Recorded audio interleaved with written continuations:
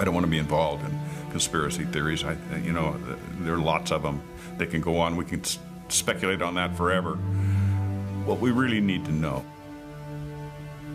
is how those buildings came down.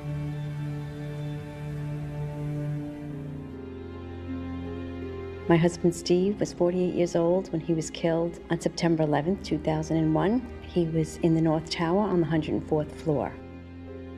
There are so many unanswered questions, and that's scary to me. We never had answers. Nobody ever stopped to have a scientific investigation. A scientific investigation. A scientific investigation. Tribute lights in the New York skyline. An annual memorial to the lives lost on 9/11. Yet there's still more light that needs to shine, revealing truths that their family members deserve to know. September 11th, 2001, a day that changed history. 4 planes went silent and off course. 2 of those planes crashed into the World Trade Center Twin Towers. Several columns were severed, and the jet fuel ignited fires that spread over several floors. About an hour later, millions watched in shock as both towers were suddenly and rapidly destroyed, killing almost 3,000 people, for whom truth and justice may have yet to be served. Hi, I'm Richard Gage, AIA, licensed architect of over 20 years and member of the American Institute of Architects. I'm founder of Architects and Engineers for 9/11 Truth, a nonprofit organization of well over 1,000 technical and building professionals. According to official government reports, the fires weakened the structural steel framing of both twin towers, leading to sudden, progressive, and total collapses.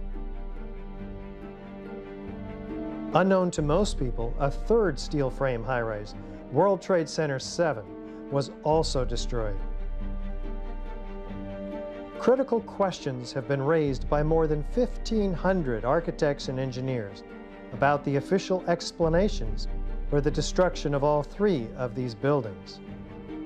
Along with more than 10,000 other concerned individuals, these professionals, collectively comprising more than 25,000 years of experience, have signed our petition. They're calling for a new investigation into the destruction of these 3 World Trade Center high-rises. This call is based on evidence that reveals a very different destruction scenario than reported by government engineers. This includes abundant scientific forensic data and eyewitness testimony that was omitted from the official reports. You'll be seeing this evidence and hearing from dozens of these technical experts, including many who are among the top in their respective fields. Listen to the President provide his account of the pervasive political abuse of science. And we have watched as scientific integrity has been undermined and scientific research politicized in an effort to advance predetermined ideological agendas. I claim they're not doing science at all. They're doing propaganda or publicity or whatever they're doing, but it's not science. It's not playing by the rules of science. To undermine scientific integrity is to undermine our democracy. We at AE 9/11 Truth take President Obama at his word in his affirmation to the American people during his inauguration. How do we accomplish this? We've done our best to fulfill the President's vision by using the scientific method, examining the evidence from the World Trade Center and developing unbiased conclusions from unbiased experts in their fields. As coherent sets of scientific facts are brought into focus by the experts, the data, and the witnesses in this film, you'll come to a much greater understanding of the events of 9/11 and will be in a position to draw your own informed conclusions. Of course, the ones still most affected by the events of that tragic day are the family members of the victims lost on 9/11. Several have asked to appear in this documentary. Although our focus will be primarily technical, we are deeply moved and honored to give them the opportunity to speak directly to you. Now, let's hear from the AE 9/11 Truth professional petition signers, who will share with you what conclusions they came to. Among these experts are high-rise architects and engineers in the fields of structural design, materials science, chemistry, fire protection, metallurgy, as well as physicists, explosives experts, and demolition technicians.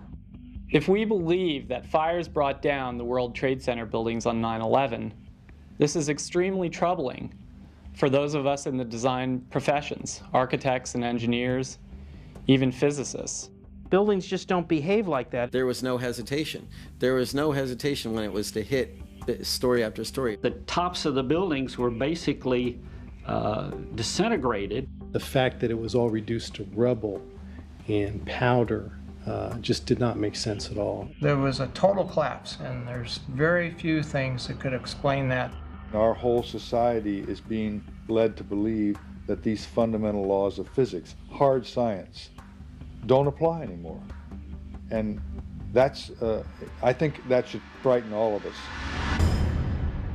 Also, psychologists, therapists, and counselors, along with theologian David Ray Griffin, who have a deep understanding of the personal issues associated with 9/11, will explain why it is so difficult for us to come to terms with the reality of these events, and learn how we can help ourselves and others with this difficult yet vital responsibility. We were confident, we felt secure, and all of a sudden that security collapsed. So the question becomes why? Why is it that people have so much trouble hearing this information? When your beliefs are challenged, fear and anxiety are created. Don't mess with me, don't mess with my home, don't mess with my comfort with how things are. I believe that to be the kind of country that we think we are, we have to face some of the things that are not as we think they are. We need the truth in order to heal.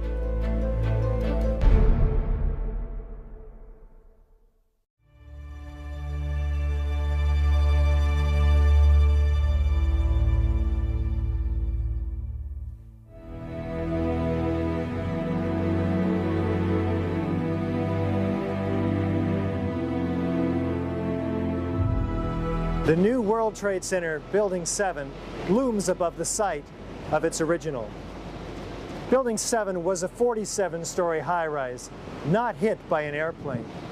Yet it was the third modern steel-frame skyscraper to collapse rapidly and symmetrically on 9/11. It was a football field away from the North Tower and sustained minor damage from the falling debris. Building 7's precipitous collapse was blamed on normal office fires. World Trade Center 7 collapsed because of fires fueled by office furnishings. It did not collapse from explosives or from fuel oil fires. From about 1965 until about 1985, most of my experience has been in high-rise, multi-story steel buildings. NIST would have us to believe that these was a typical office fire, scattered office fires, if you will, that brought this building down. Since the mid-60s, I've tried to follow high-rise fires because they're something we worry a lot about as we design these buildings. And I'm not aware of any high-rise building that have come down as a result of fires. I'm Steve Barish, founder and president of Barish Architects and Associates, Inc., a 33-year-old architecture planning and engineering firm. One of the things that really interested me is how quickly the Tower 7 fell. It fell within 7 seconds approximately from top to bottom. This building was built in the mid-80s and met all the codes at the time. I first became aware of the problems with the official account of the collapse when I saw a DVD online from Architects and Engineers for 9/11 Truth. They pointed out various problems with the official story, and the ones that caught my attention were the rapid failure of the connections in order for the building to come down at the rate that it did. I've been involved in many large projects, including overseeing several high-rise buildings ranging in size from 14 stories to 40. Over the course of 20 years, I'm mainly called in to help with very large, difficult projects. When I watched Building 7 collapse, it basically left no doubt in my mind that something was wrong. Building 7 had not been hit by a plane. The coup de grace for me was when I found out that Building 7 had collapsed later that day, and when I saw Building 7 come down. To me, the fact that it looks like a perfect controlled demolition of an intact building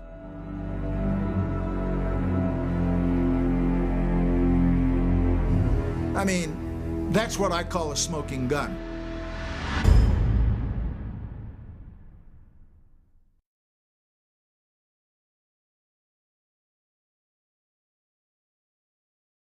Was the structural steel from World Trade Center 7 preserved, documented, analyzed according to standard procedures for investigating engineering failures?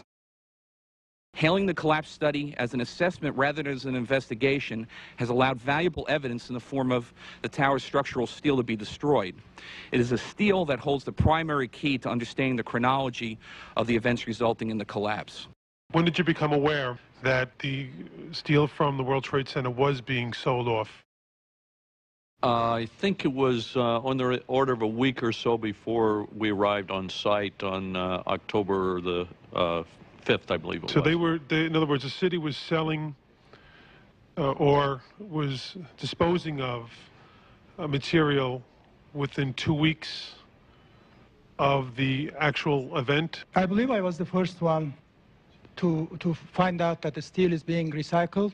New York Times reporter Jim Glantz told me 2 weeks after the collapse, and I tried to contact city, and also New York Times reporters tried to make sure we can have access to steel to do the research. It was not happening. I just think there's so much that has been lost in these last 6 months that we can never go back and retrieve, and it's not only unfortunate, it's borderline criminal. 400 truckloads per day of material were taken away from the World Trade Center site and sent to China for recycling. There were laws violated in the destruction of that evidence. And for the American Society of Civil Engineers to ignore those events is extremely disturbing and is a violation, in my opinion, of their professional code of ethics. It was contrary to the way all investigations are done. If an airplane crashes, they seal off the entire area and nobody touches anything. They move it to a secure location and they reconstruct an aircraft. Normally, when you have a structural failure, you carefully go through the debris field, looking at each item, photographing every beam as it collapsed and every column where it is in the ground, and you pick them up very carefully and you look at each element. We were unable to do that in the case of Tower 7. World Trade Center 7 would have been the first steel-framed high-rise building in history to ostensibly collapse due to fire. You can't do science when you are deprived of the evidence and when your hypothesis is the least valid instead of the most likely. When the most likely hypothesis in the case of Building 7 wasn't even mentioned. This is not science. So the claim is that it's something else. It's trying to prove preconceived ideas.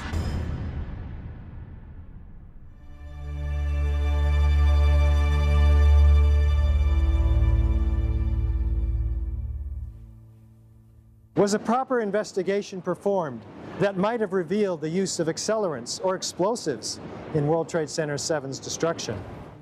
NIST concedes that they found no evidence for explosives. So then we asked them, well, did you look?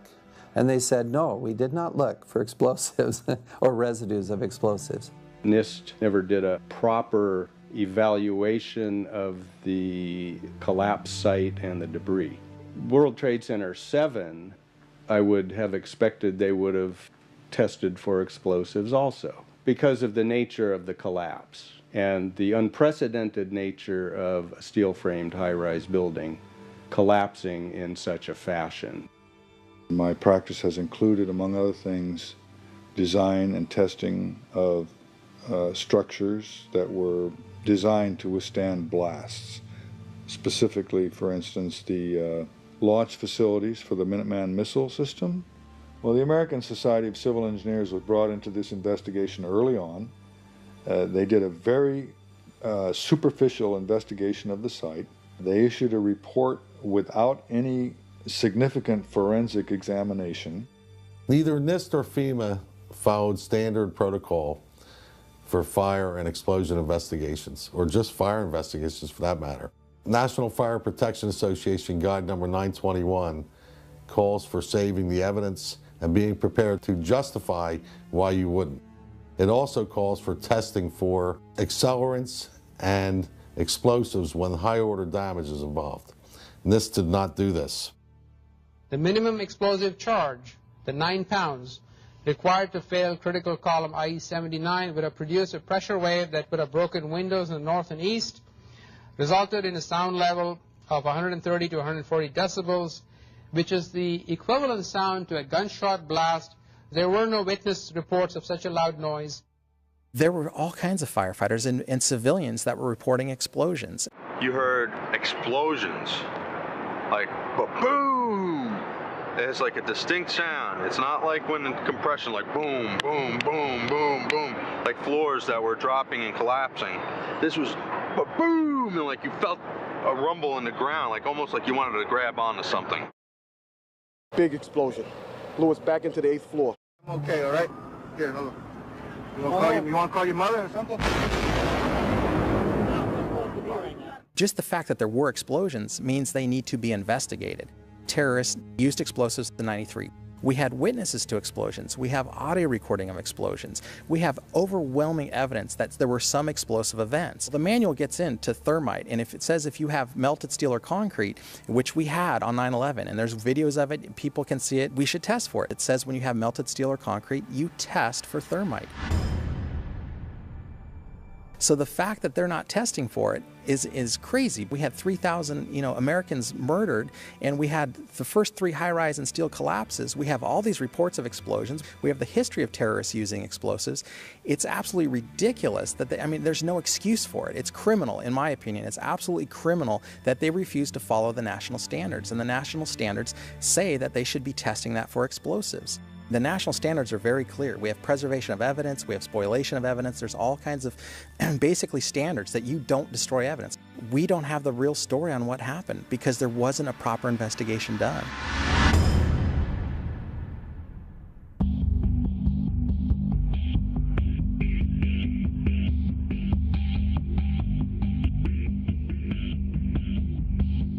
As reported by the New York Times, engineers were baffled by the collapse of Building 7. Since no steel frame high-rise has ever completely collapsed due to fire, how are we to understand this mysterious event? High-rise buildings simply do not collapse due to fire. There has never been until 9/11 an experience where a high-rise building that was steel frame completely collapsed. There have been fires burned longer in similar structures without any collapse. In this test, done by British Steel in 1995, a large amount of typical office furniture was burned to see what would happen to the heavy steel beams that supported the ceiling. It's not that it melts in a fire. In fact, normal fires are not hot enough to melt steel. Even if you were, for example, to use an unusual fuel like kerosene, you cannot achieve temperatures hot enough to melt steel. But what happens is it starts to lose its strength. And as it loses its strength, it starts to sag. This was the largest test of its kind ever conducted. It showed how unprotected steel can be distorted, even by a normal office fire. But as is typical in steel buildings, the structural beams only slowly and progressively warped and sagged. There was no chance of a sudden collapse. In my previous career as a firefighter, normally you'd never be afraid to go into a Type 1 building because they're not combustible, and you would just charge at it and put the fire out. Never in my training were we ever taught that these type of buildings could just collapse in on themselves. There's definitely much more going on than just fire. The World Trade Center 7 building reminds me of the Meridian Bank building in some ways in Philadelphia. The Meridian Bank building is a 38-story skyscraper that burned for 18 hours in 1991, suffered extensive damage from the fire, but did not collapse. We've never had a steel-framed skyscraper collapse in the United States or internationally. So there's no precedent. As NIST tells us, that this collapse mechanism, starting with thermal expansion that worked its way upward and outward through the building, in a matter of seconds, there's not enough time for the building to collapse the way that NIST tells us it collapsed. NIST claims the fires were very large, very hot, and long-lasting, when in reality, observation, which has been researched by many people, shows these fires did not last very long. They were not in the locations where NIST claims they were at given times. I'm a fellow of the American Institute of Architects. For the 40-plus years that I've been practicing architecture, I've designed a variety of buildings from small houses to high-rise office buildings. Some of the high-rises that I've worked on are 1-shell and 2-shell here in Houston. I was project manager for a 22-story office building in Akron, Ohio. Later in the day, when World Trade Center 7 collapsed, they had already showed us pictures of a few fires in that building, and I mean, they weren't even raging. And how could that cause a building to collapse as if it were imploded? Couldn't happen.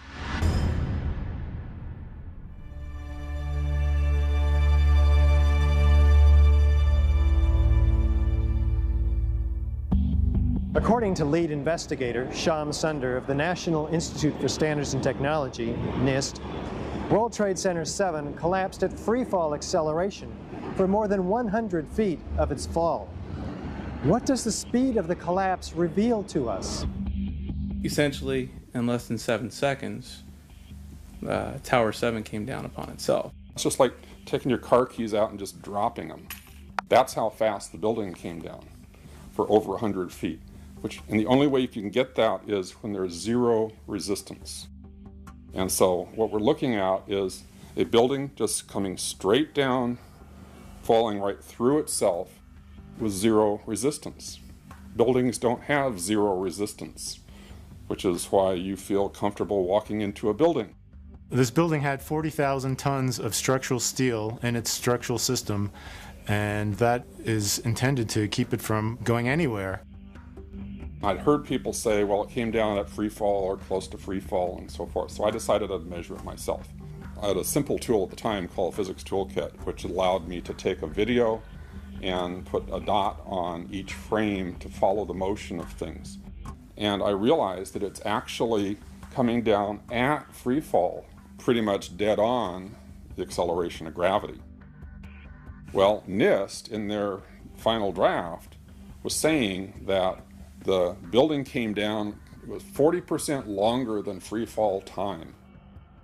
How can such a publicly visible, easily measurable quantity be set aside? A free fall time would be an object that has no structural components below it. There was structural resistance that was provided in this particular case.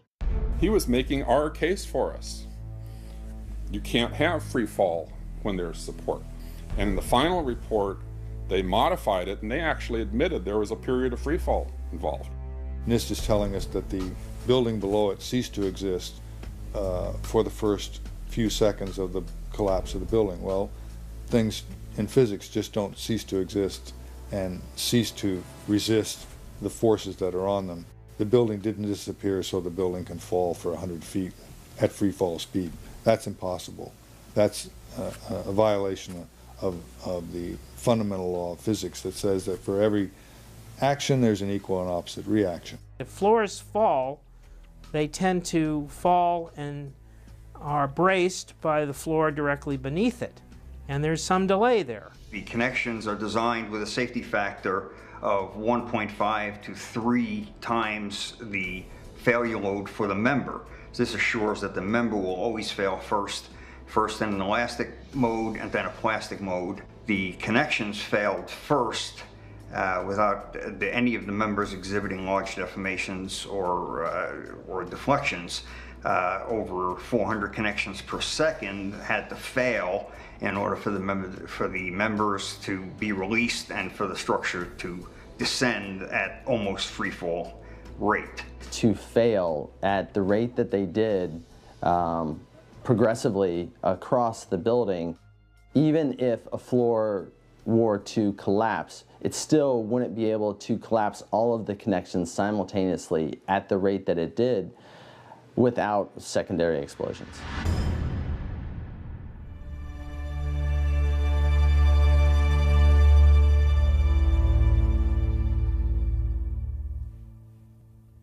We might anticipate that an unevenly damaged building would fall over. Yet, videos of the collapse of Building 7 show a fairly symmetrical fall.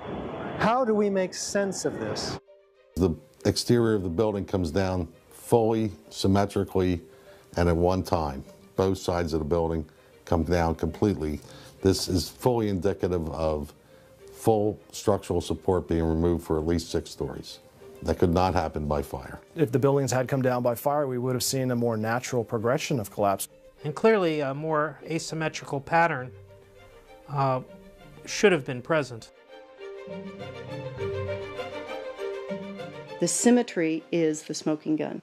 It cannot happen that when you have asymmetric damage, you will get a perfectly symmetrical collapse. The exterior columns on the outside as well as on the inside, at the bottom would have to be severed almost at the same time.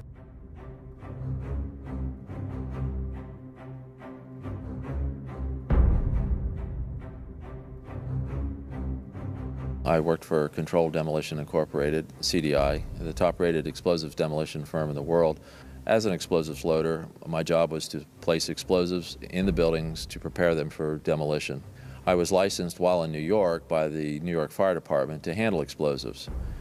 And I worked on major projects such as Seattle Kingdom, the Three River Stadium, Philadelphia Naval Hospital, and Key Span gas holders in New York. What I saw, it was a classic implosion. The center of the core, the penthouse area, starts to move first, and then the building follows along with it. That's another indicator that this NIST report is very suspect. When it's all finished, the outside walls from the lower floors are piled one on top of the other right in the middle of the building. Just like a house of cards if it were coming down. As a structural engineer, I don't believe that the failure of one column would normally bring down an entire building in the way we saw World Trade Center 7 come down, because of redundancy, because of all the other columns in the building that were not affected. According to NIST, the failure occurred at column 79 on level 12. This means basically they're talking about a single columnar collapse or failure that resulted in a total collapse of the building. That just does not make any sense.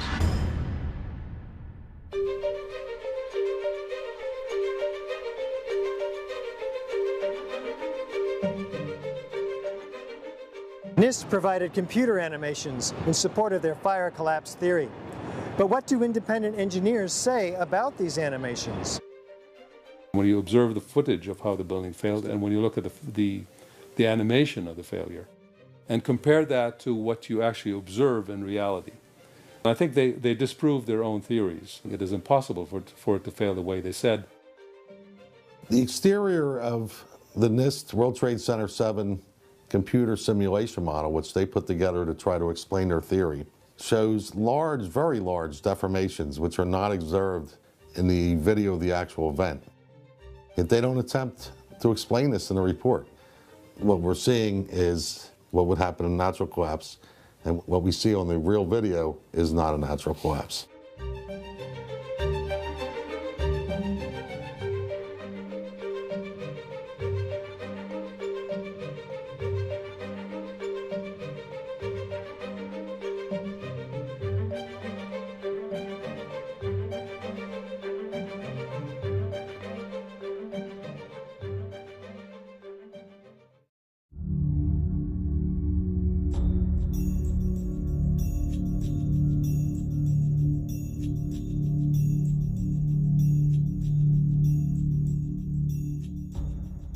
had to be some agent that was destroying the connections in building number 7 at 400 connections per second, and the only thing that I can see that would be capable of doing this would be explosive devices at the connections.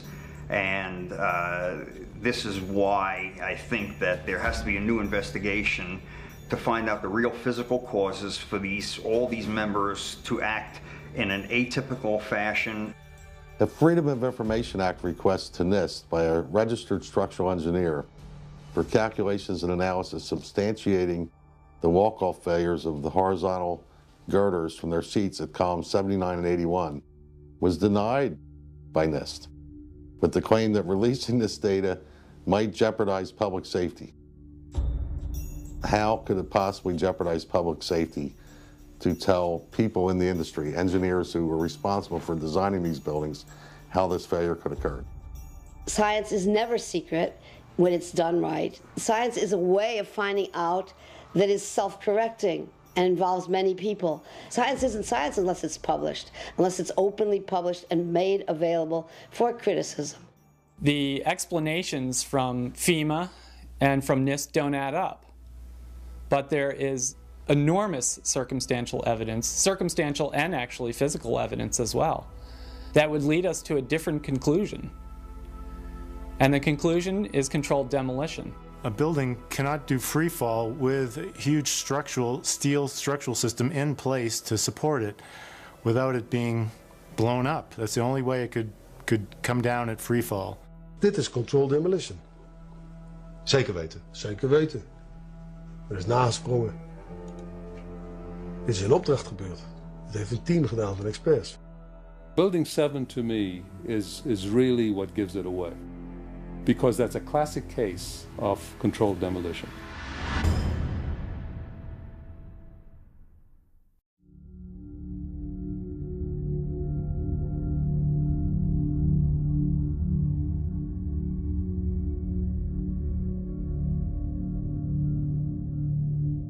This is the original site of the World Trade Center Twin Towers. Construction is now underway where dramatic new facilities are being erected. Just 10 years ago, the planes hit the towers, cutting through some exterior and interior supporting structural steel columns. The fuel from the planes ignited office fires across several floors. According to the official reports, the structural steel frame was weakened and failed, causing a total progressive collapse of each tower. Does the official explanation make sense? Was there a comprehensive investigation that examined all of the evidence? I walked into the office and the first words that I heard was, "A plane's just run into the World Trade Center." And my initial thought was, well, that's okay. It's built to withstand a 707. It did not seem possible that these towers that were designed to withstand the impact of a 707 could possibly collapse in such a short order of time from the time that they were hit. There's no way the building was designed to take the impact of one, if not more, multiple airplanes. They were designed to withstand hurricane force winds of up to 140 miles an hour. These buildings are built to handle several times the load above them. Those perimeter columns could handle 5 times the load above them, and the core columns could handle 3 times the load above them. I remember walking up to a window, and a young man turned to me with tears coming down his face, and he said, "Will they fall down?" And I said, "No." Never has a steel structure building in the history of steel structured buildings ever fallen down for the reasons of fire. The majority of the jet fuel was burnt up instantly in the big fireball, and it was gone. The fires that were left were office furnishings and carpet and things like that. A lot of things in these kind of buildings have to be fire resistant by nature. It's required by code. So there really isn't a whole lot of fuel in there to begin with. The media portrayed these fires as being extremely hot, but the fires were not that hot. in World Trade Center 1 and 2. If you look at the NIST zone data, you could see this. And to use our own powers of observation, you could tell by seeing these fires and seeing black smoke come out the windows. That means that the fires were oxygen starved, and it was incomplete combustion. And so it was a low temperature fire. I looked up in a manual the burning temperature of jet fuel and found that under the conditions that existed at the World Trade Center on 9/11, that jet fuel had to have been burning at about 750 degrees Fahrenheit. I also noticed that the official explanation of what happened there was that the heat from the fire supposedly softened the steel and thereby brought the buildings down. If you have a flame at 750 degrees, you can hold that flame under a steel beam forever, and you'll never reach a high enough temperature to bend steel, let alone melt it. So immediately I knew at that point that the official explanation was dead wrong.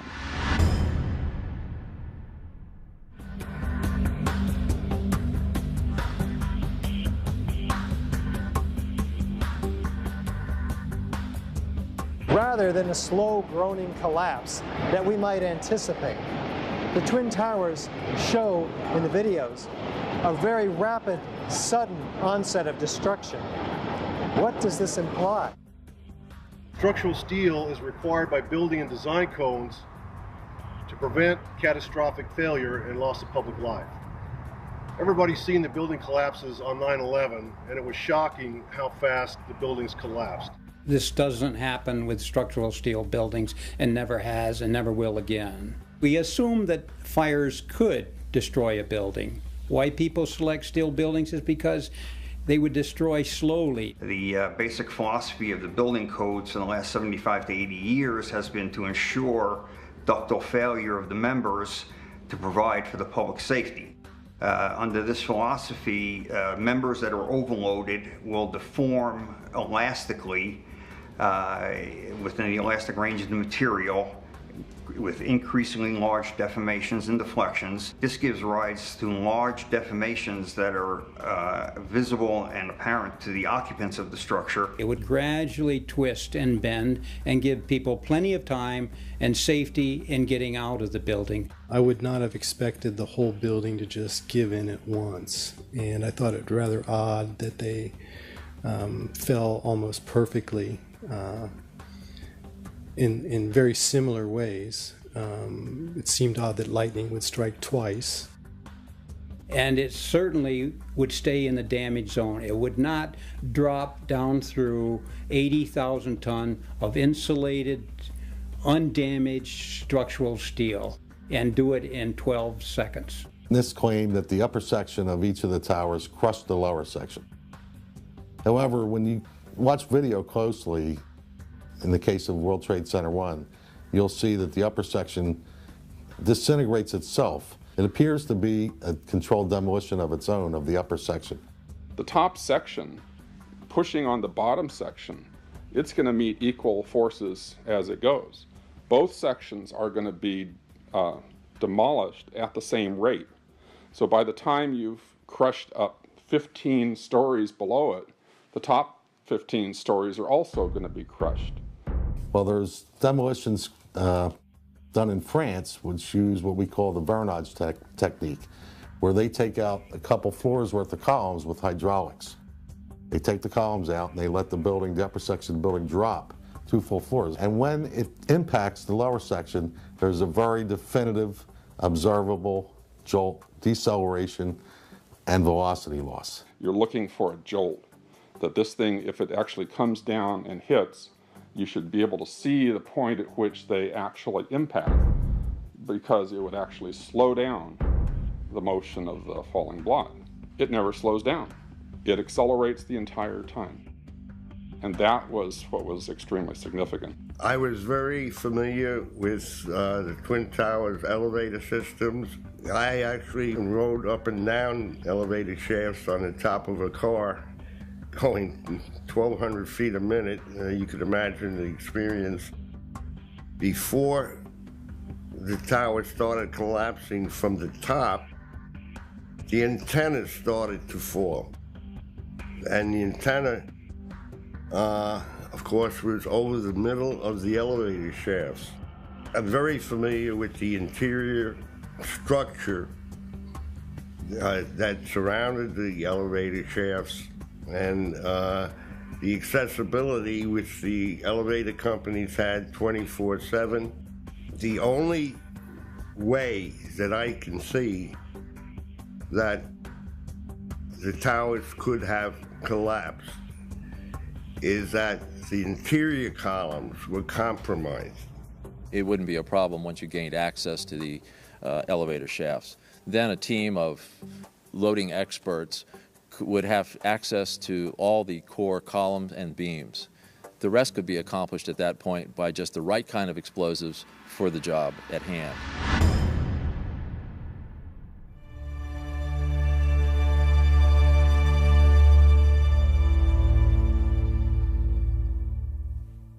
NIST, the National Institute of Standards and Technology, acknowledges that the towers came down at essentially free-fall acceleration.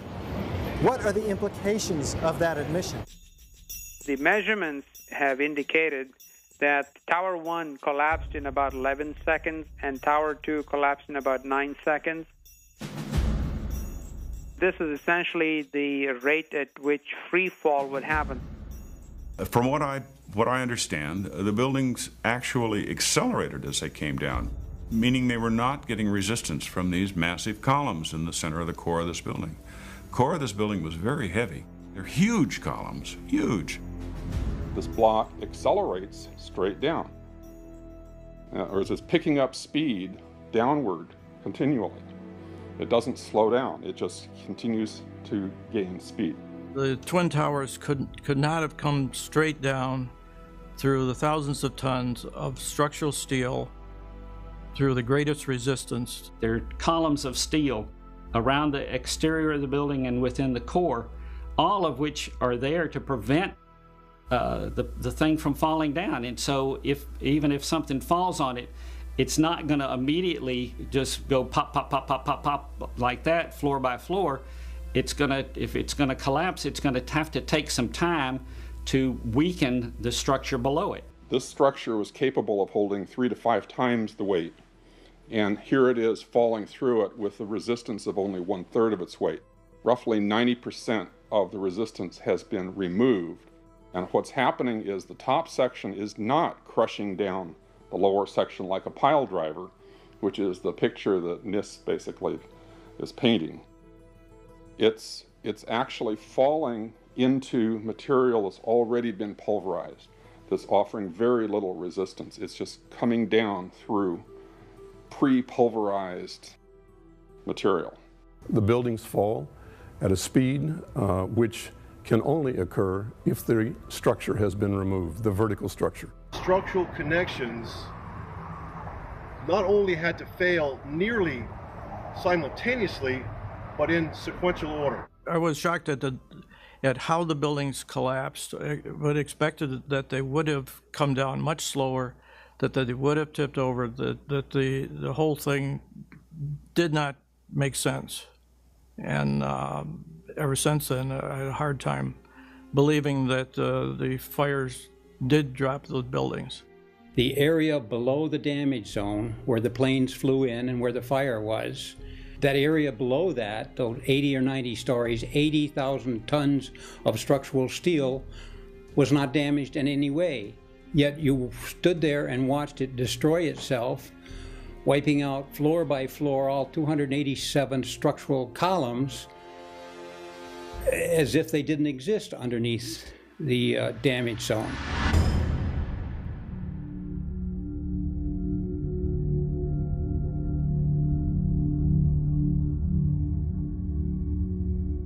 Over 100 first responders reported sounds of explosions and flashes of light at the onset of destruction of both towers. These were not discussed in the NIST report. What did these eyewitnesses actually see and here. As we were getting our gear on and making our way to the stairway, there was a heavy-duty explosion. Inside the lobby. We stuck on the stairs for a while. We finally got down to the lobby. Then we get to the lobby, it was this big explosion. There were numerous secondary explosions taking place in that building. There were continuous explosions. There was a secondary explosion, probably a device either planted before or on the aircraft that did not explode until an hour later. Then there was some secondary explosions and then the subsequent collapses. It sounded like gunfire, you know, bang, bang, bang, bang, bang, and then all of a sudden 3 big explosions. About 50 consecutive bangs, and it fell down like a waterfall. And we heard the noise associated with an implosion. We heard a very loud blast, an explosion. We heard a loud explosion. At that point, we heard a large boom. You know, I looked up and just saw the building coming at us. Do you know if it was an explosion or if it was a building collapse? To me, it sounded like an explosion. There was another major explosion. All of a sudden, you hear explosion, and you could see the building starting to collapse. Huge explosion that we all heard and felt. We could hear a rumble, which was about 5 seconds long, preceding the actual collapse, and then a boom when each of those towers collapsed. Just seconds ago, there was a huge explosion, and it appears right now the Second World Trade Tower has just collapsed. I was about 5 blocks away when I heard explosions. And then you heard from far away, boom, boom. And you heard the boom, boom, boom, boom, boom, boom. Floor by floor instead of popping out. It was if they had detonated. They were planned to take down a building. Boom, boom, boom, boom, boom, boom, boom. And it just started going pop. It just started going boom, boom, boom, boom, boom. And he goes, how fast? I go like firecrackers.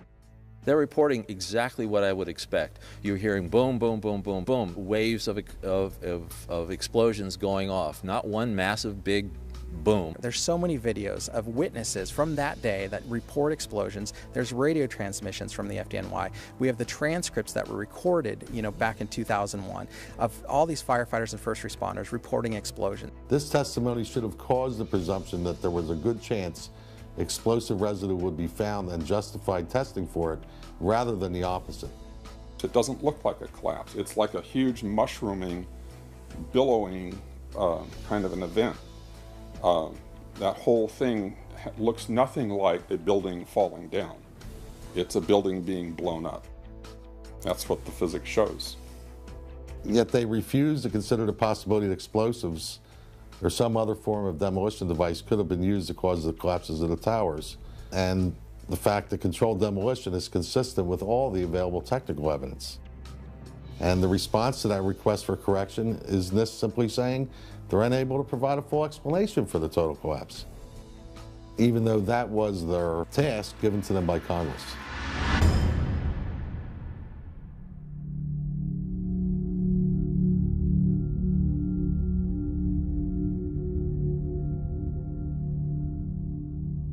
FEMA documents a 1,200-foot diameter debris field around each tower. Videos show multi-ton steel sections of hundreds of individual steel pieces ejecting out of the towers at 60 miles an hour for a distance of 600 feet. They also show clouds of debris pulverized in mid-air and isolated explosive ejections as many as 60 stories below the so-called crush zone. Videos also show the near total destruction of both towers. What does all this tell us about the forces and energies involved in the destruction? The spread of debris in a large radius around each tower. What we see is an outward explosion of material beyond the perimeters of each footprint. And this is not expected, and it's not congruent with the reports of our government. Debris that was shooting out for hundreds of feet in all directions, 70 miles an hour, leaving the 80th floor of the North Tower and making a fairly level trajectory, that to me is fairly alarming. Large multi-ton beams were hurled hundreds of yards laterally. Gravity works vertically, not laterally.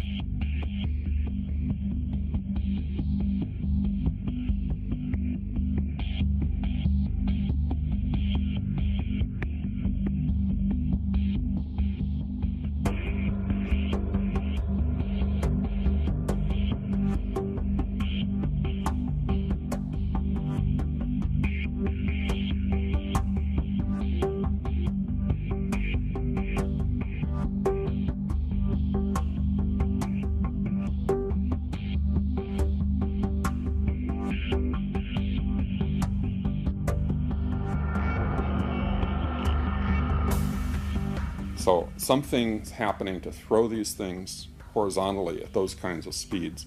And here it is trailing white smoke the whole time. It really is indicative of some kind of explosion. The individual explosions that I noticed 20 and 30 and 40 stories below the collapsing structure. And naysayers tend to say, well, that's just air being blown out the windows. I mean, it doesn't really work to say it's just air pressure. Estimated these are coming out faster than 100 miles an hour.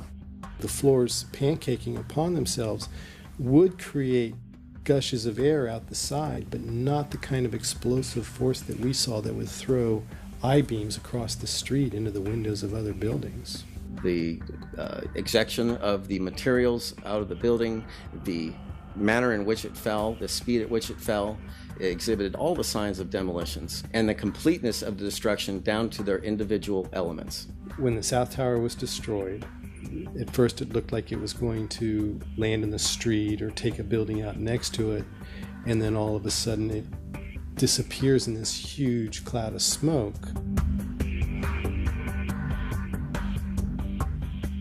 There were two substations on the 108th floor, the 75th floor, and the 41st floor, and the 7th floor.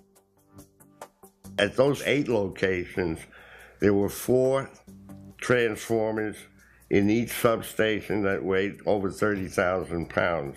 The transformers would not explode on their own. They were air-cooled, dry-type transformers. And yet, after the collapse, there was no evidence of them being found at the bottom of the towers. I wonder why. As an architect, I would expect to see larger portions of the building floors, the decking, the steel decking, the concrete topping, much larger remnants of what the structural components of this building was. After all, there was 110 floors in each building, and each floor plate was over an acre in size. We have no explanation of how the concrete was pulverized.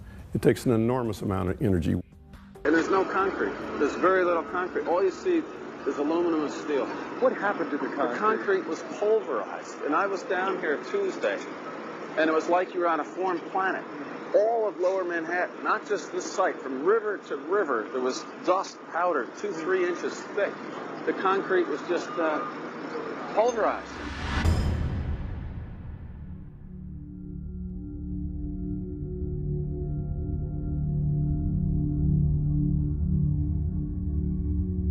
In its report on World Trade Center 7, which came out in May of 2002, FEMA documents in Appendix C steel that has been melted and even partially evaporated, resembling Swiss cheese. What are we to make of this? This was the size of steel that they used in the construction of Tower 7. They didn't use this particular kind of steel in Towers 1 or Towers 2. So that's why we know its pedigree. It was a surprise to me because it was so eroded and deformed, and so we took it for analysis in the lab. One section of steel was kept. How it got to be in its present state was described by the New York Times as perhaps the deepest mystery uncovered in the investigation. There's parts where the entire half-inch of the beam is gone, entirely dissolved right through, and so something happened to cause the steel to really thin and in some places to disappear entirely. Well, it was attacked by what we determined was a liquid slag. When we did the analysis, we actually identified it as a liquid containing iron, sulfur, and oxygen. So Jonathan Barnett's study, which I thought was very well done and quite extensive, is all documented by FEMA in Appendix C in their BPAT report that was May of 2002. Unfortunately, it was never used in the NIST report. And I'd like to know why NIST excluded the evidence of melting steel. Well, why is this not included? Why is this forensic evidence not being included in the report?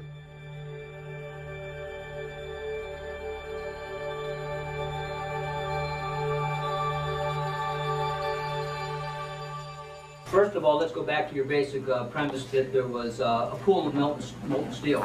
I know of absolutely nobody, no eyewitness who said so, nobody who's produced it.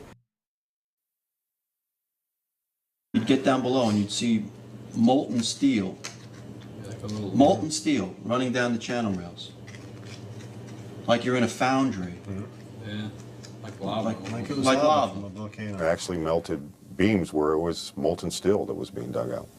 Underground, it was still so hot that molten metal dripped down the sides of a wall. It's this fused element of steel, molten steel and concrete and all of these things all fused by the heat into one single element. And they pulled off a big block of concrete, and there was like a little river of steel flowing.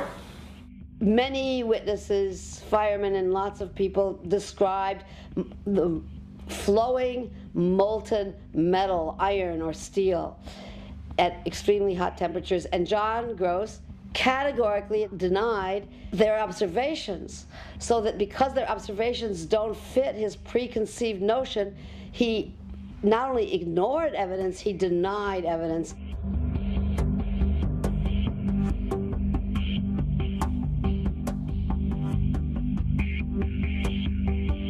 There were reports of molten steel having been seen in the rubble pile of all three buildings, and I knew that jet fuel, which is essentially kerosene, is not capable of melting steel nor iron. Kerosene or jet fuel burns at less than 1600 degrees Fahrenheit. And molten steel needs at least 2,700 degrees Fahrenheit in order to melt.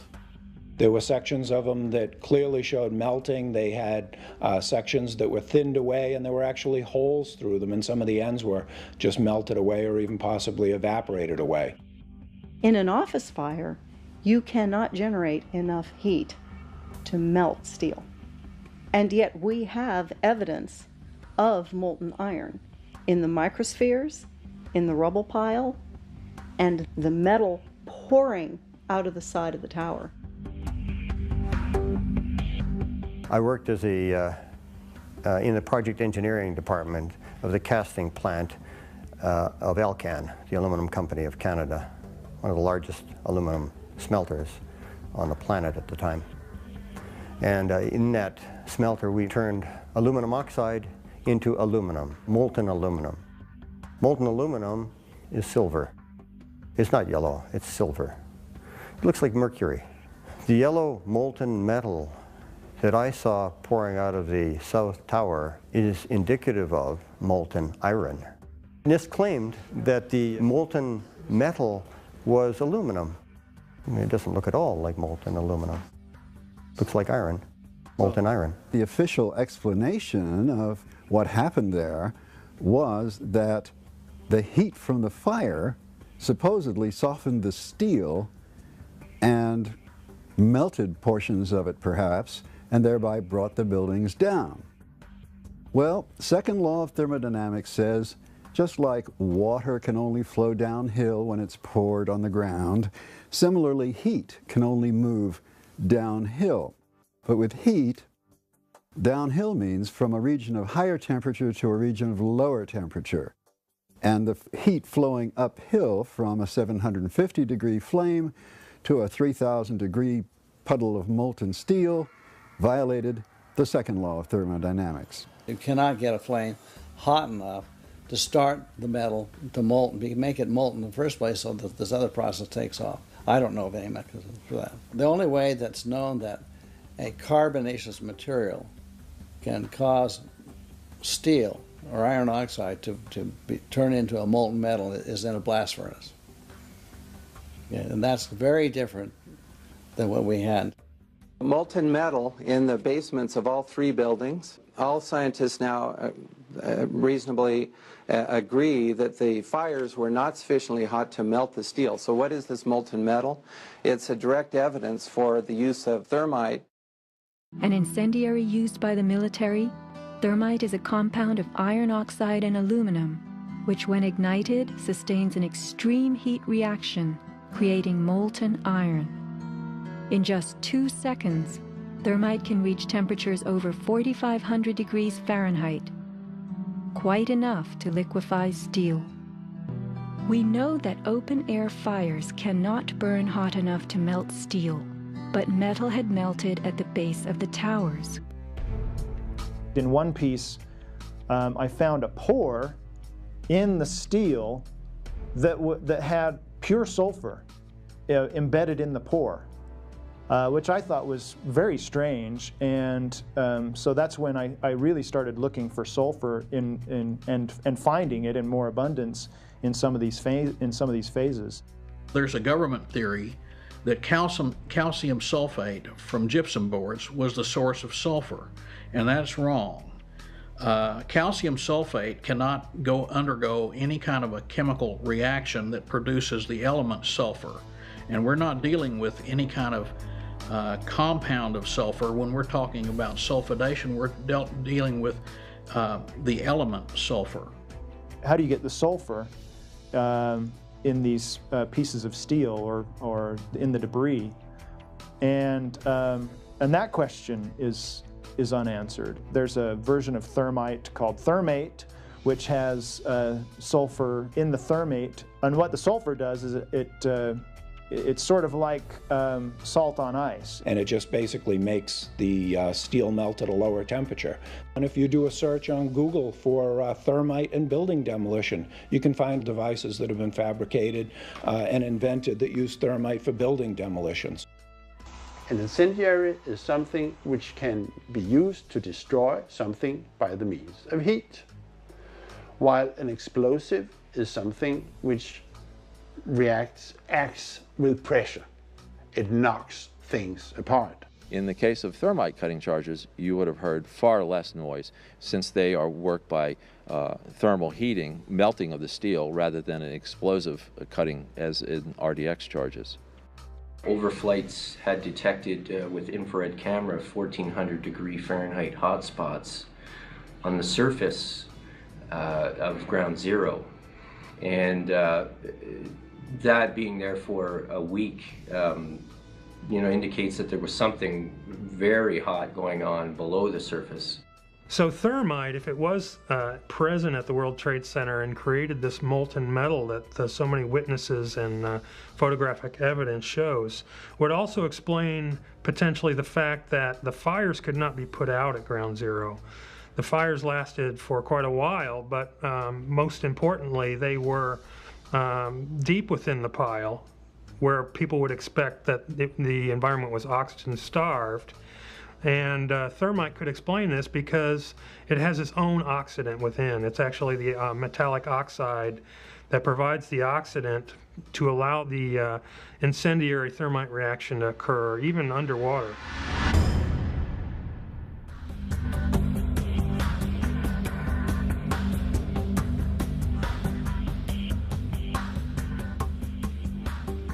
As much as 6% of the World Trade Center dust consisted of tiny, previously molten iron spheres. What does this tell us about the temperatures generated in the tower's destruction? When the USGS collected samples of the World Trade Center dust, they found the iron microspheres. Insofar, the USGS does not have a valid explanation for the presence of these iron microspheres. So what do the microspheres contain? Iron is the main element, and then it has smaller portions of aluminum, sulfur, a trace of manganese. Most of them are less than about 1/10 of an inch in diameter, and they're spherical. And they're found in all of the dust blown out of the buildings during collapse, no matter where in Manhattan that dust is picked up. You must have had a much hotter heat source for you to get 2,700 degrees Fahrenheit in order to melt the iron to get these molten spheres. Your heat source must be something like a chemical reaction, an exothermic chemical reaction that reacts, in the case of thermite, reacts at 4,500 degrees Fahrenheit. My contention, based on finding thermite residue in the dust, is that it happened before. It didn't happen after in the fires that ensued in the rubble pile afterwards. It's all the characteristics of the microspheres, along with what I see in the attack of the beams that were actually found, tell me that thermite was involved in melting those steel beams.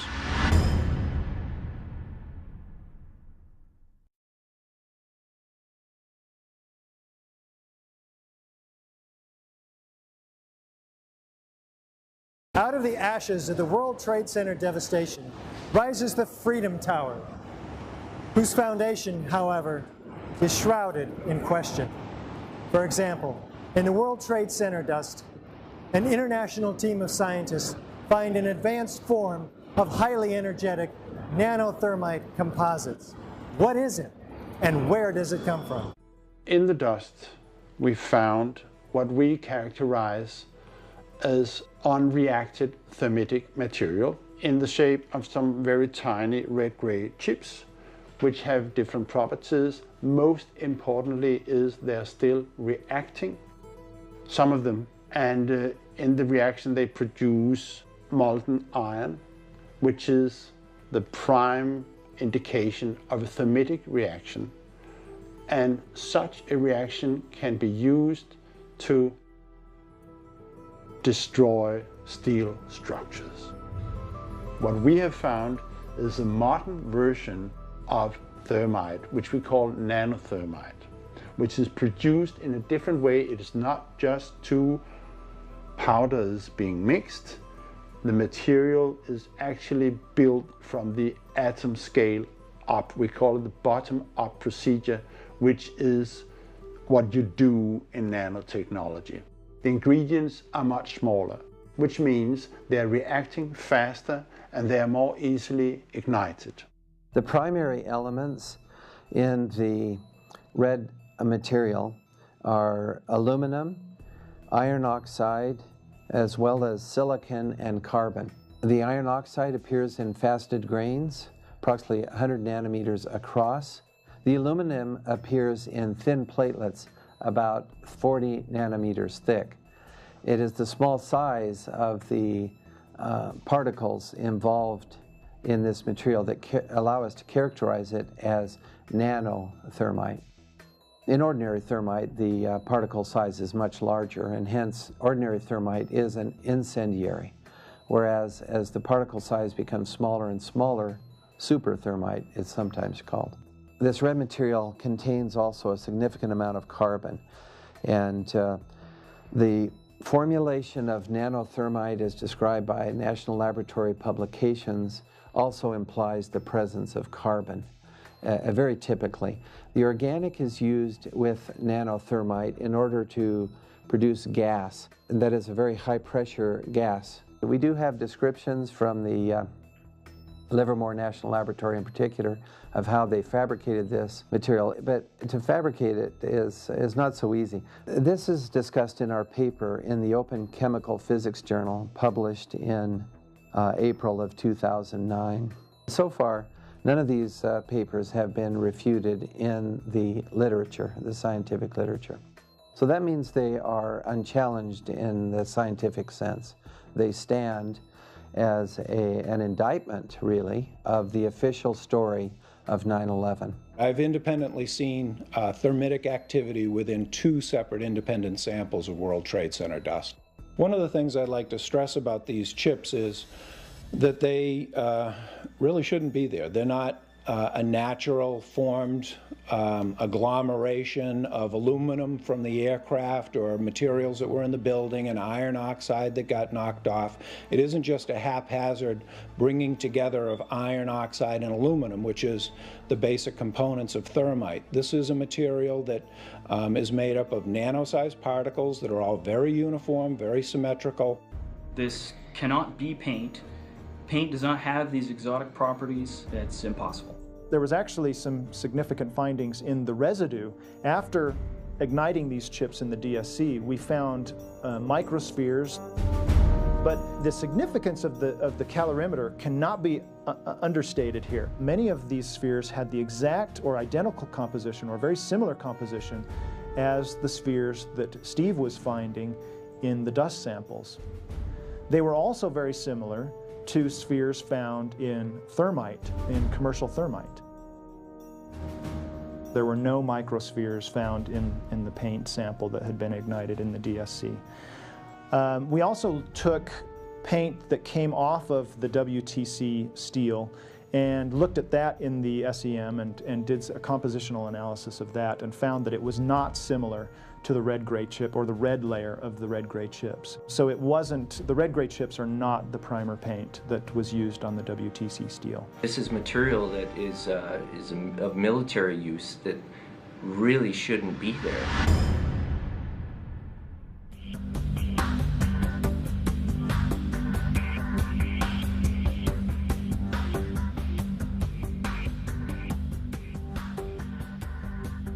You don't need to be an engineer or an architect to see what happened to those buildings.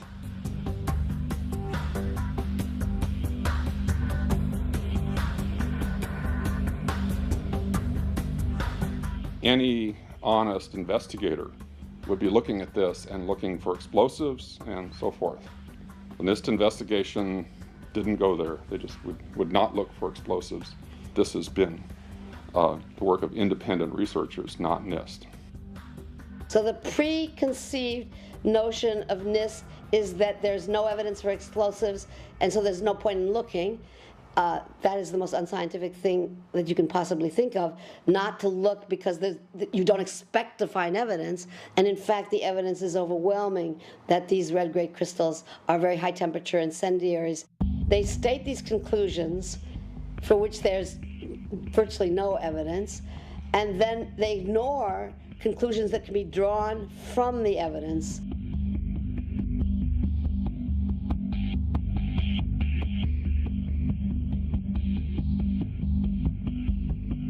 The physical chemistry of everything that I wrote about is consistent with no other hypothesis. And all of the testimony of eyewitnesses, all of the video evidence supports only controlled demolition as the cause of all three World Trade Center buildings' destruction. You don't have to be a chemical engineer to question that official story. It's very, very obvious that both Building 7 and the towers were brought down by demolition. It couldn't have been any other possible way. That conclusion I come to based upon, first of all, my training and my education, particularly my experience in blowing up major structures that had been designed to withstand blasts.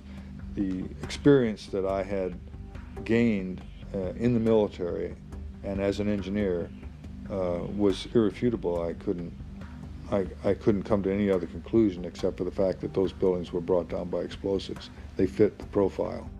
The only way that a building can accelerate as it collapses is by having pre-engineered, precisely timed, and precisely placed explosives.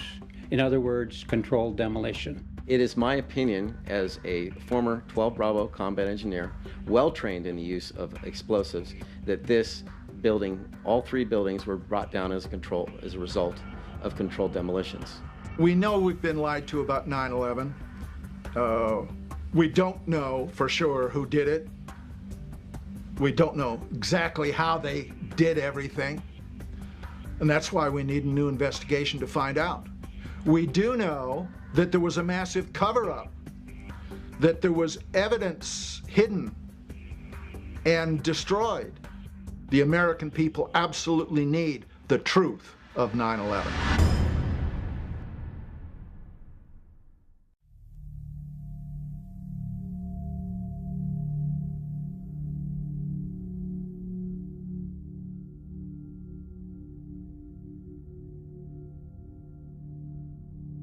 In my 37 years of experience as a structural engineer, I've never seen modes of failure such as have been exhibited in the case of these buildings, and that's why I feel that we need a new independent investigation to explain the destruction of these three buildings. It took some kind of consciousness raising on my part before I was willing to look at the possibilities. And really, you need to go where the evidence leads. I would like to see a real investigation. I'd like to see people on the inside who really know what happened. I'd like to see some of those come out. There's some very good scientists, I'm sure, at NIST, and their life's work is getting distorted and used for political purposes. So what I'm looking for is a new investigation where all of the original information and tests and hypotheses are re-examined, as well as the ones that have surfaced since, the new ones, including the allegations of controlled demolition. Let's look at it objectively. Let's look at the evidence, not these fabricated computer models and hearsay and all these predetermined conclusions. Let's really open it up again and investigate this thing properly and then come to conclusions. I strongly support an independent investigation that would be independent of the government, independent of all of the influences that obviously were in effect during the NIST investigation. We need to have an investigation of NIST themselves. I believe that the reports that came out are not true. I believe there's a lot of information that was omitted, blatantly or otherwise. And at Firefighters for 9/11 Truth, that's what we're asking for, is we're asking for an investigation that follows national standards. 3 skyscrapers were taken down in a controlled demolition. And all we're asking for is a new investigation. And the NIST also will investigate the dust for remaining explosives. And we need the truth because our nation has invested so much in the official story of 9/11 and in terms of what we have assumed that has happened. And we really can't go down the same road without knowing what actually happened. What happened on 9/11 is not something that is just going to go away. This is very pertinent to us today. I wish to further the investigation, and I want to make a difference because I want this to be a safe and better place for my children. I signed the petition on the Architect and Engineers 9/11 Truth website mainly because I wanted to stand behind the families that lost people on 9/11. The 9/11 Truth movement was started by the families that lost loved ones on that day, and they were all out there alone screaming for help, and our own country was ignoring them. We have a professional responsibility, and I urge every engineer and architect and demolitions expert and anybody that has any knowledge in this field to examine the evidence and stand up and be counted, because the rest of the world is depending upon us.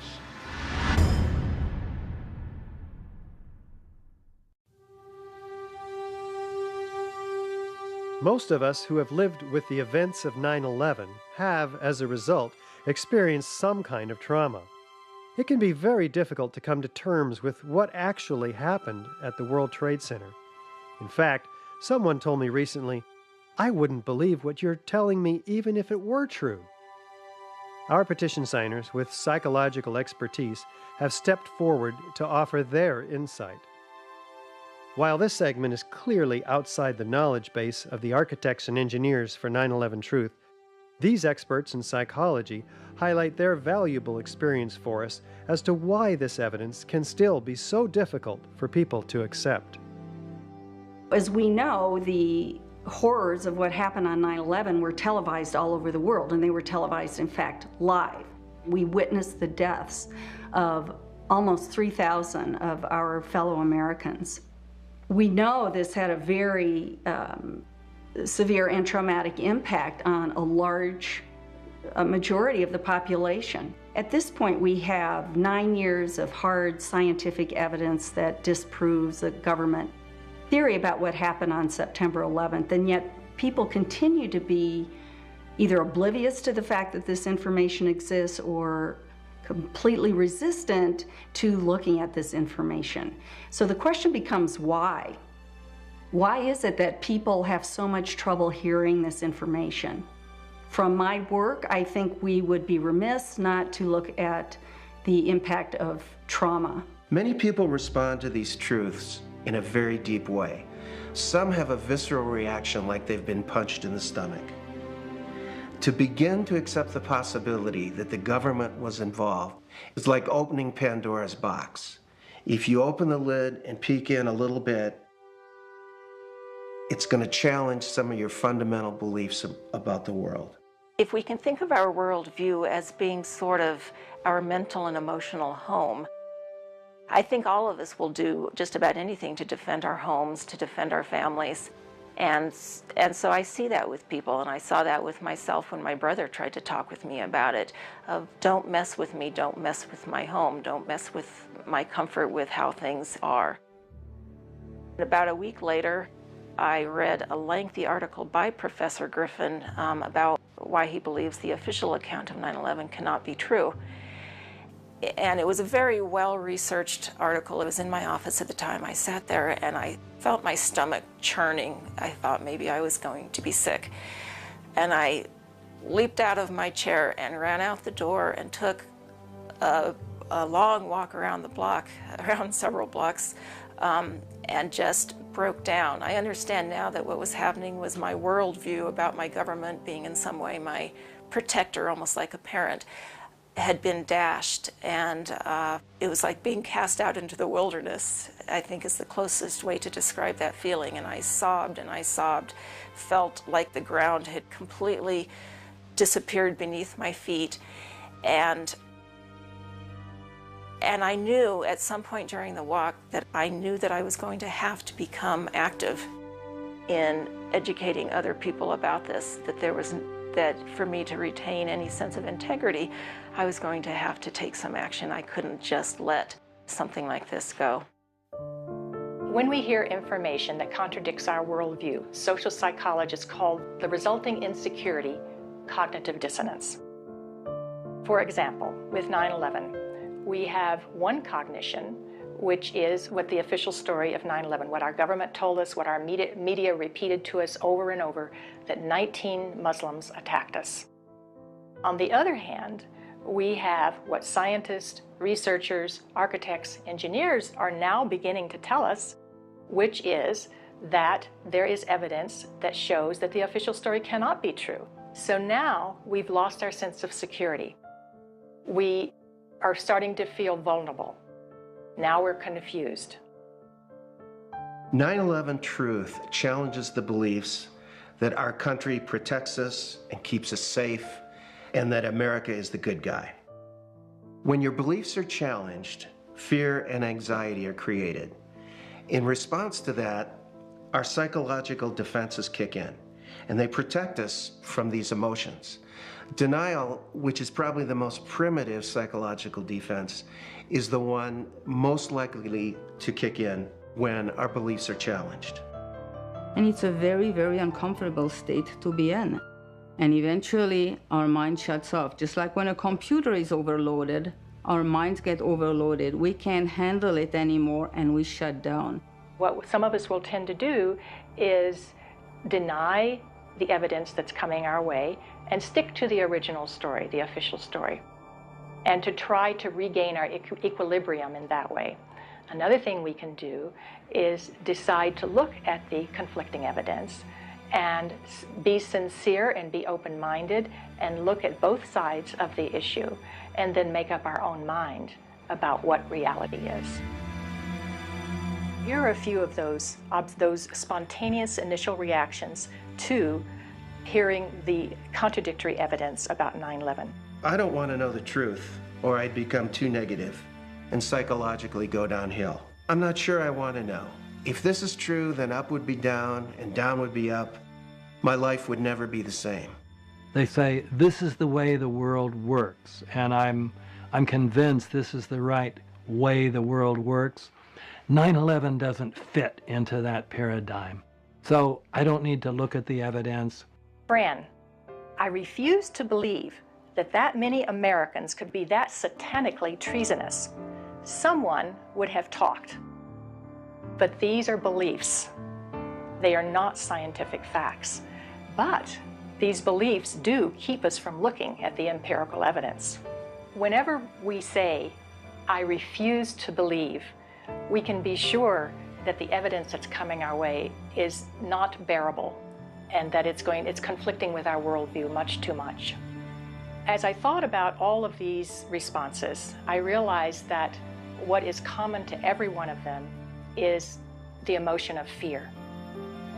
People are afraid of being ostracized, they're afraid of being alienated, they're afraid of being shunned, they're afraid of their lives being inconvenienced, they'd have to change their lives, they're afraid of being confused, they're afraid of psychological deterioration, they're afraid of feeling helpless and vulnerable.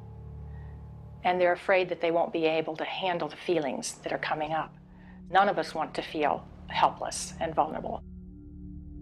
Healing comes through facing the truth, experiencing it, allowing the feelings to come in, so that if there are feelings of fear that perhaps these events were caused by something that we haven't thought about yet, dark elements within our society, for example, we'll let that come in and explore it.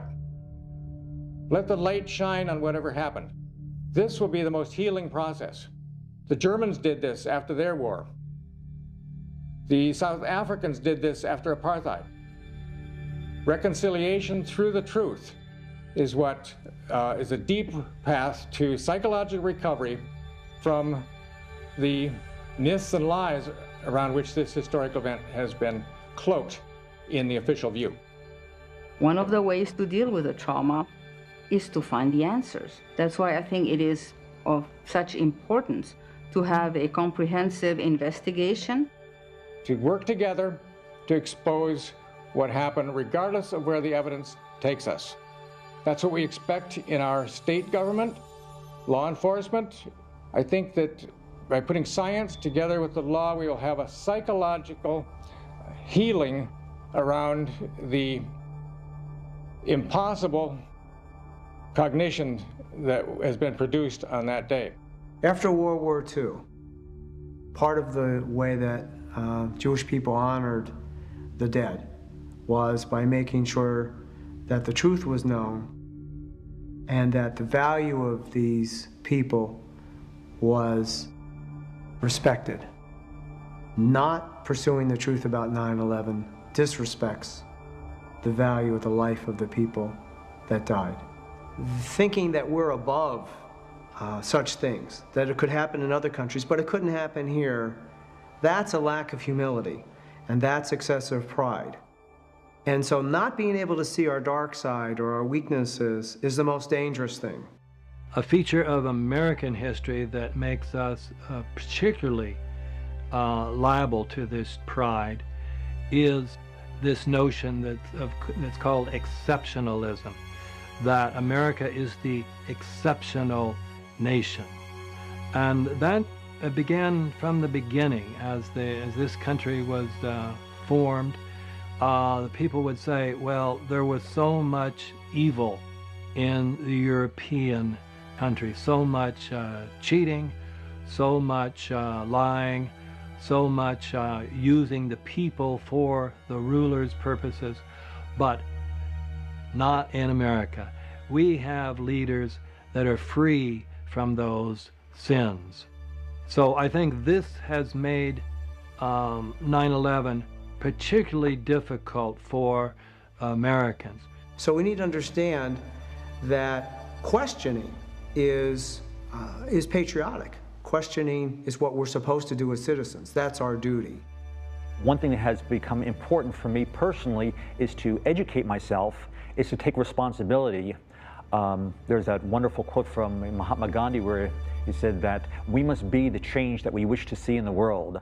When we come to the national level, when something like 9/11 happens, we need to be sure that we have a real investigation into who the perpetrators are, and then we need to be sure that those perpetrators are held legally accountable. It's part of the healing process on the individual level as on the collective level.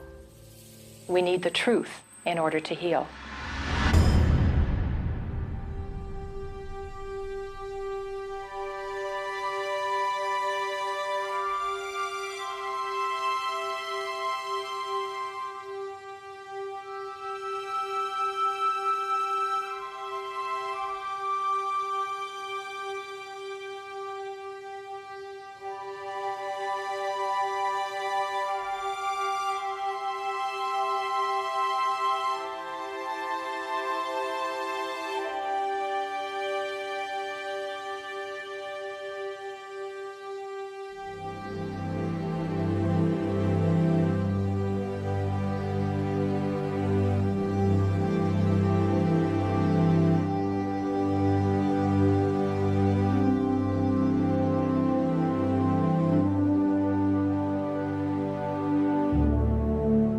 My name is Bob McIlvaine. I'm from right outside the Philadelphia area, and I'm the father of Bobby McIlvaine, who was killed in the lobby of the North Tower on September 11th, 2001. He was one of the first 10 bodies found. We took him home that week. We were one of the few. I finally found the doctor who examined him. All his injuries were in the face, the front of his face was blown off, massive cuts in his chest and his right arm were blown off. To me, that means explosion. What happened on September 11th was the tragedy where Neil was on Flight 175 and it crashed into the second tower. And I can't imagine what happened to him. My brother was my best friend.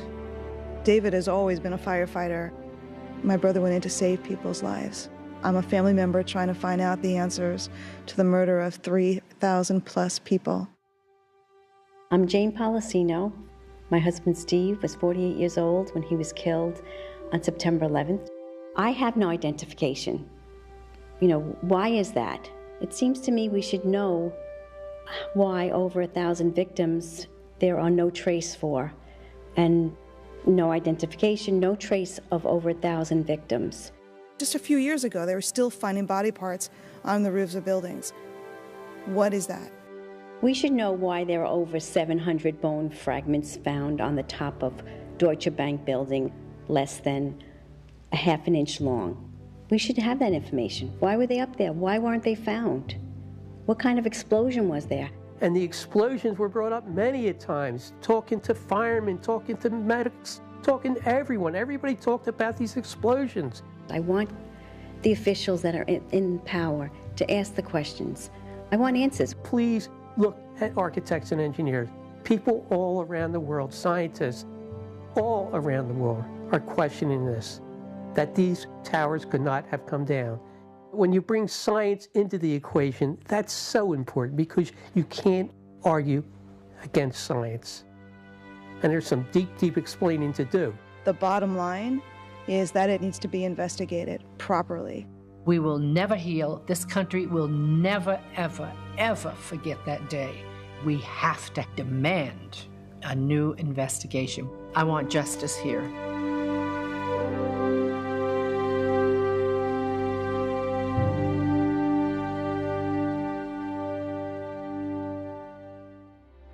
The forensic evidence that you've seen is very real. New light has been shown. A third beam now reaches into the pitch black sky and stands in for the still officially unexplained free-fall destruction of the World Trade Center Building 7. The obvious dark truth about Building 7 may very well provide the key to justice for the victims of family members of the destruction of the Twin Towers. The country owns this. We were all victims. You all should want answers. It's not just ours, not just mine. We all lost something that day.